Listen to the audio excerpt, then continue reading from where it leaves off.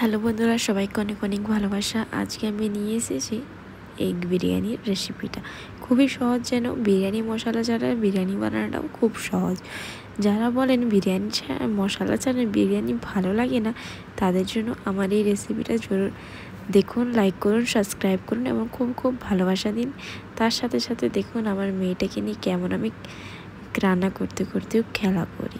ঠিক এইভাবে ভাতের হাঁড়িটা চাপিয়ে দিয়ে ঠিক আমি আমার এতগুলো পেঁয়াজ নিয়ে কেটে নিলাম। কেটে নেওয়ার পরে ঠিক এইভাবেই আমি সব কিছুটাই রেডি করলাম। দেখুন, এগগুলো ফ্রাই করে নিলাম, তারপরে অনিয়নগুলো ফ্রাই করে নিলাম। কুকারে মশলাটাকে কষে নুন, হলুদ, লঙ্কা সব কিছু মিলিয়ে দিয়ে ডিম আর আলু দিয়েও ভালো করে আরেকটা সিটি মারার পরে আমার বিরিয়ানির মশলা, দেখুন খুব একটা মশলা তো নয়, শুধু জিরে, গরম মশলা আর গোলমরিচ অ্যাড করেছি।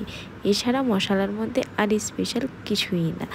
দেখুন ঠিক এইভাবে আমার বিরিয়ানি আজকে রেডি হয়ে গেল। সাথে সার্ভ করেও নিলাম আমি আমার পাতে। ঠিক খেতে তো অসাধারণ হয়েছিল যেন।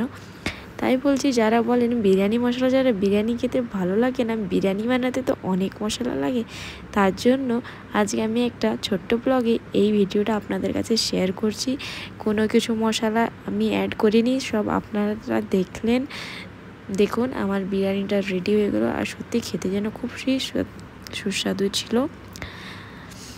দেখুন,